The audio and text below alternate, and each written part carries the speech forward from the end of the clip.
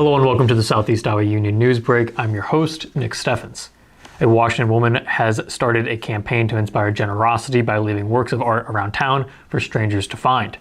Essentially, it's just to make somebody feel lucky or like they are special, said Paige Flauderud, owner of Painting Page, a Washington business that opened in May. I did my first one last week and people have really flocked to the idea of it. Flauderud said the idea was inspired by an anonymous card she received in the mail. While she declined to be any more specific, she said the random act of kindness inspired her to pay it forward to others in the community. To decide what art she leaves out and when, Flauderud said the process was more or less random, based on whatever she wants to do on a given day. So far, Flauderud has dropped 3 of her works around town: a drawing, a sweatshirt, and a painting on canvas. Every time she makes a Facebook post with a hint about where she left the item. Thus far, they've disappeared in a matter of minutes, according to people who found them, or in some cases, people who messaged her after the item was gone. I put a card on it and I try to make it visible so they're not like, oh no, did someone lose this? It says to whoever finds this, and then they can open it and read it. Flauderud makes her art almost every night after putting her 2 children, both under 2 years old, to sleep. She said the kindness campaign gave her a way to lift up the community without hindering her other obligations. The artist said she planned to continue the random acts of kindness for the foreseeable future. Supervisors said they plan to sell a county-owned lot across the street from the Washington County Courthouse at a meeting Tuesday night. The commercially zoned lot was acquired by the county in 2017, according to public records of the land, with GIS data putting the value at around $13,000. Board of Supervisors Chair Richard Young said that the original plan of utilizing the space for parking has changed. After some discussions, officials said they likely would not hire a real estate agent for the process. Instead, officials suggested opening the land up to bids from the public. County Attorney John Gish said the process was probably not subject to many regulations and that the county would not have to hire a real estate agent, though it certainly could. County Auditor Dan Widmer said supervisors could expect wording for a public notice of bidding in the next few weeks. That was the top stories. It is now time for obituaries. Melanie Ann Castell, formerly of Fairfield, passed away on May 27th at the age of 71. Celebration of life will be held at 2 p.m. on October 14th at the Carnegie Museum in Fairfield. We're going to take a brief break, and when we come back, we will have the weather and sports. Federation Bank is a locally owned bank providing award-winning customer service. We believe that we are more than just a federation of banks, but a federation of communities, serving Brighton, Richland, Wellman, and Washington, Iowa. Federation Bank's highly skilled staff is here to make sure you are able to accomplish your personal and professional goals, whatever they may be.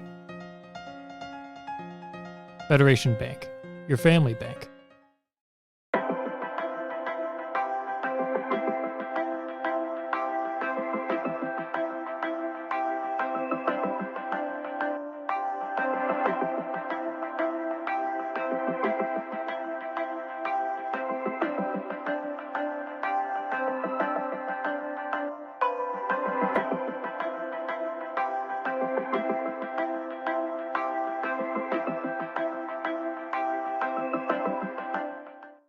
Since 1905, Kelowna Cooperative Technology Company has helped our communities stay connected with the latest advancements in clear, dependable telecommunications services. KCTC provides rural Iowans with access to high-speed fiber internet, as well as phone, television, computer repair, and cybersecurity solutions.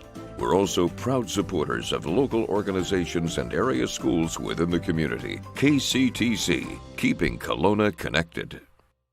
Hello and welcome to the Southeast Iowa Union News Break. I'm your host, Nick Steffens. We have an update on the SEC volleyball tournament, but first, the weather.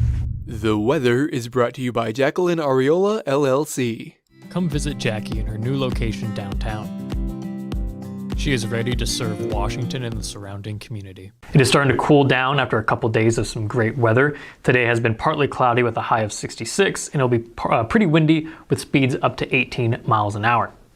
Tomorrow it'll be partly cloudy again, but the high will only be 55 with a low of 30. Looking at the weekend now, Saturday will be beautiful, 62 degrees with sunny skies. Sunday temperatures will get back up to 70 degrees with mostly sunny skies. And then finally, we will start our work week with partly cloudy skies and a high of 71. That was the weather. It is now time for sports. Sports, brought to you by Fairway.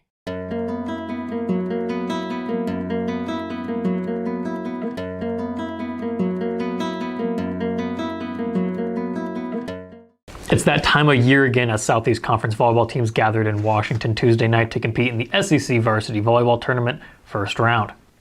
It was an eventful night of SEC volleyball. Conference play throughout the season has been anyone's game on any given night, and that held true Tuesday night. Out of the 6 SEC teams, Burlington was the lone conference team that walked away with an unblemished record. It's setting up to be a very tightly contested second round next week. Fairfield, Washington, Burlington, and Keokuk all played 3 matches on the night, while Mount Pleasant and Fort Madison each played 2. Fairfield and Washington squared off in each's second match of the tournament. As expected, it was a battle through in and out. The match ended with a Fairfield victory after 3 sets, 25-22, 14-25, and 15-13. For host Washington, it was a tough outing, but they fought in every match. Along with a loss to Fairfield, the Demons were defeated by Keokuk to start the opening round 25-20 and 25-21. Burlington got the better of the Demons in the final set of the night as well. Washington lost the first 30-28, and they won the second 25-23 and fell short in the final 15-13. The SEC tournament's second round will commence Tuesday, October 11th. That's the top stories for Washington. I've been your host, Nick Steffens. This is the Southeast Iowa Union News Break, and I will see you